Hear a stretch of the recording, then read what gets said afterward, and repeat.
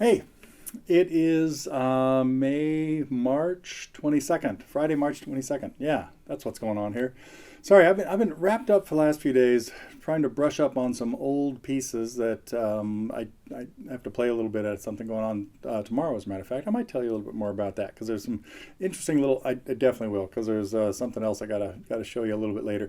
That is, of course, Last Train Home by Pat Metheny, something I started arranging probably about 10 years ago, and every once in a while I dig it up and think, oh, I could improve this or improve that or whatever. I've started a lesson on it a bunch of times, and I've just never gotten there. I know I should do it. I'll get to it someday. Let's see. A lot of what's going on around here is a couple quick announcements. It's been fun to watch people's progress on our 3-minute challenge. We have a winner from the second week, Carol, who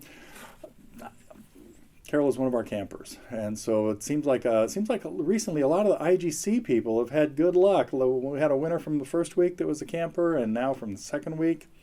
And there's the prizes people are choosing are kind of neat. One chose a private video review. We ended up giving away two for the first week. One chose a couple of CDs. I gave them downloads of some albums that I kind of really like every once in a while when I hear them again.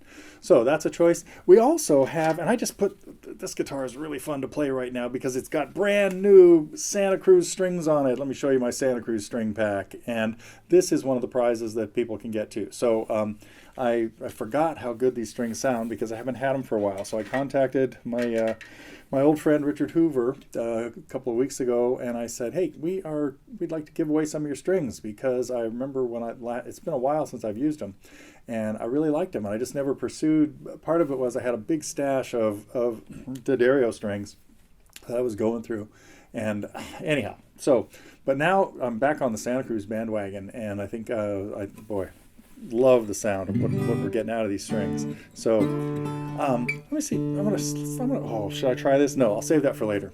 I'll tell you a little bit more. I'll end up. Ooh, I have a lot to talk about. I better get moving.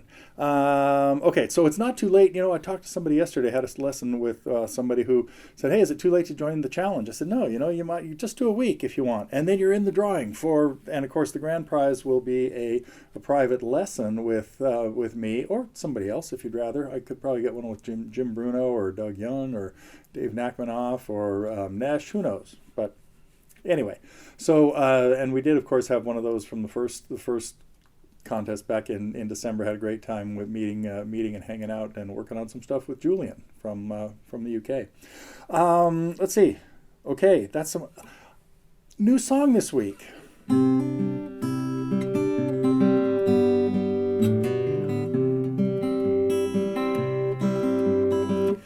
And it's been a long time since I've done a Townes Van Zandt song. The only one I had put up before was Poncho and Lefty.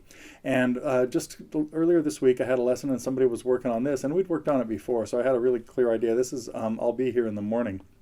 And as we carefully worked through, especially the little four-measure intro, and I thought I should tab it out for him, so I did and sent it off to him. And then I thought, this would be a good almost beginning fingerpicking lesson in what I call generic picking, where it doesn't really matter what you do. But it gave me, and so I have tons of songs on that. And I actually just saw a comment about A Gentle on My Mind, that is a lesson that I did that I did not include tablature with, but I think had extensive explaining of the fingerpicking stuff, technique, and things. And but I might go ahead and add tablature to that since somebody asked, because it will be fairly simple. The thing is, every time Glenn Campbell would play it, or every time I would play it, or anybody else who does a lot of fingerpicking, it's going to come out a little bit different. And so tabbing those out sometimes seemed counterproductive to me. But what I decided to do with Townes' song here is to just go ahead and tab out the first verse pretty much exactly the way he does it, and that but every verse can be a little bit different, and live versions are going to be different. And so again, what I call generic fingerpicking just means sticking to the rules of keeping 4 bass notes going, Travis style, keeping the bass notes there as quarter notes, playing fingers on any one of the possible eighth notes in the measure. You could have a pinch on any beat, or it could be on the end of any beat.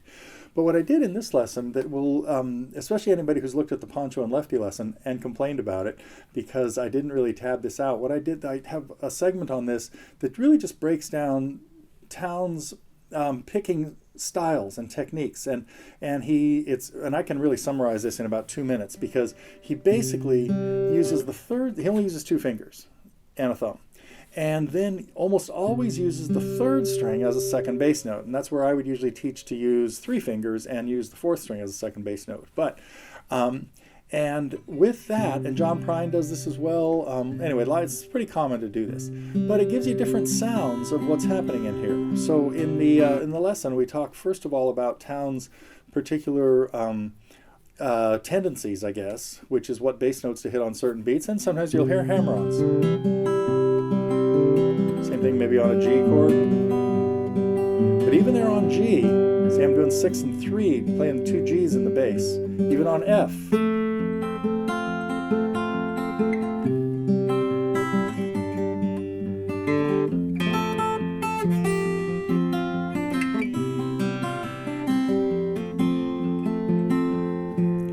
If I could do this.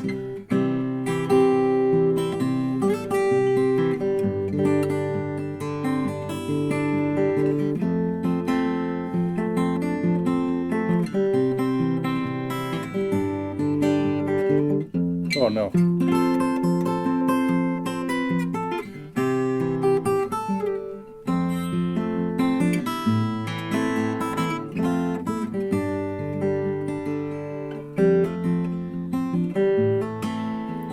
Work for the other one. So in I'll be here in the morning.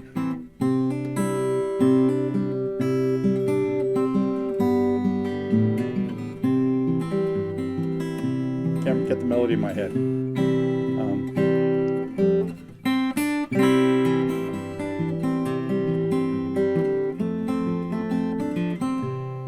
Oh, see, I'm going back to my old style.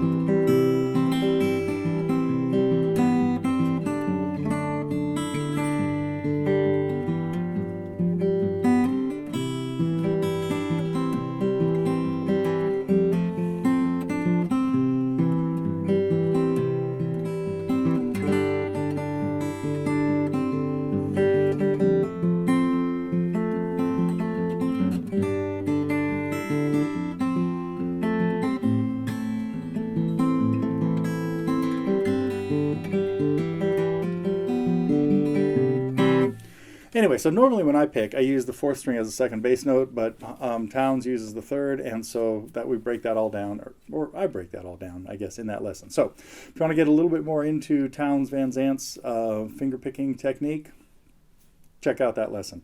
Okay, I think that's it for the main stuff. Oh, we have pretty much closed registration for the April camp, but that means we're going to open registration for the September camp, and I got plenty of spots available for that coming up in the next week or two. I mean, so I'll change the website pretty soon, and if you're interested in coming to our camp in September 9th through the, the 13th, Monday through Friday, we're going to have at least 5 or 6 spots available. I think I already got about, and I'm going to try to keep that to just a hair over, maybe 30 to 32 this year. Last year we had 38, and prefer to have just a few less. Anyway, okay, the last thing I want to get to, let's see, I wonder if I can do this.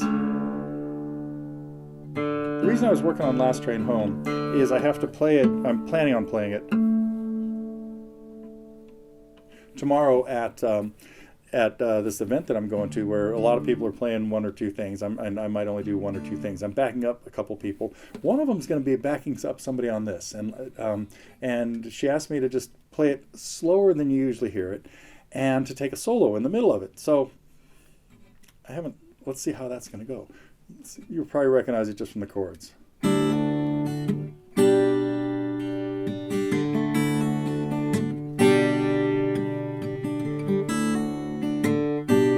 Still a little sharp, huh? That's better.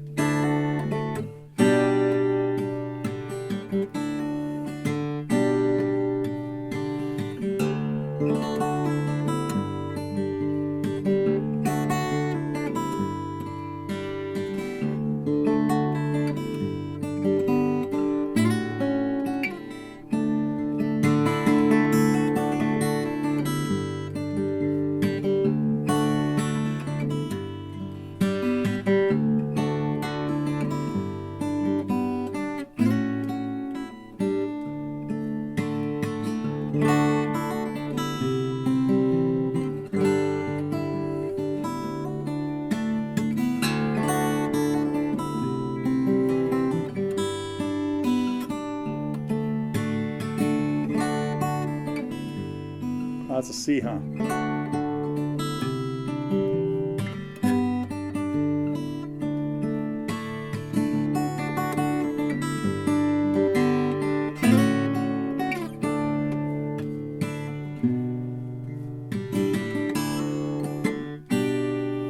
Anyway, so I'm working on a little solo to throw into Angel from Montgomery. Which brings me to, so I've been brushing up on a couple other tunes in case I get pressed into playing one. One is this. I haven't played this in a long time, but it's coming back.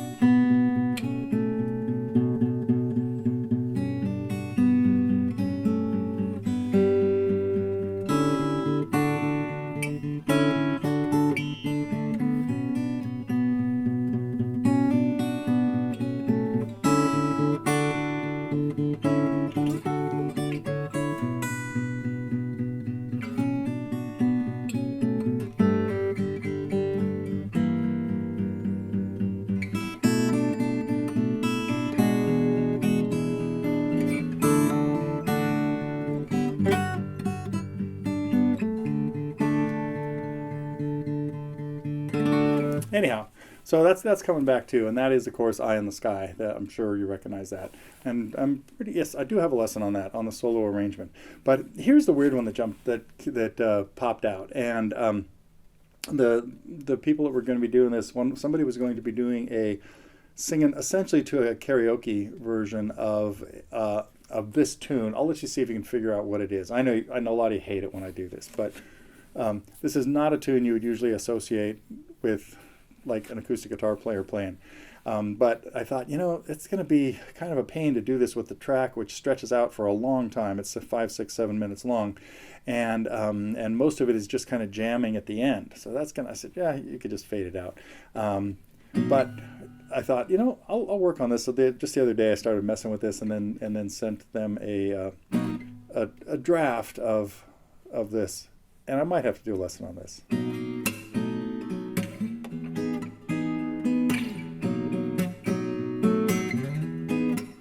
Just the intro. Song will start here.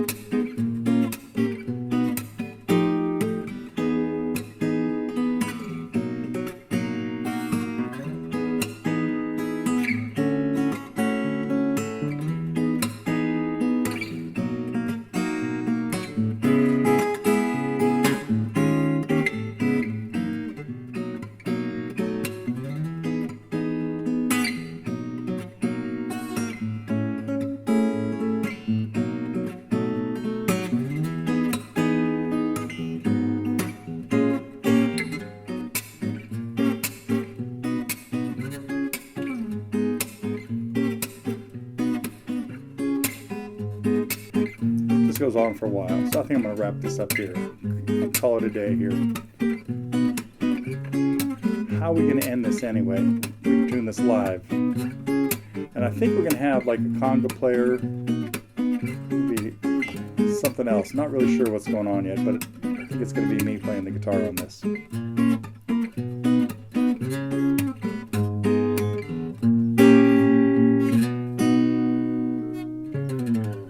Just end on, what is it? G sharp minor. Perfect. Okay, I think I mentioned everything I wanted to today, and I will see you next week.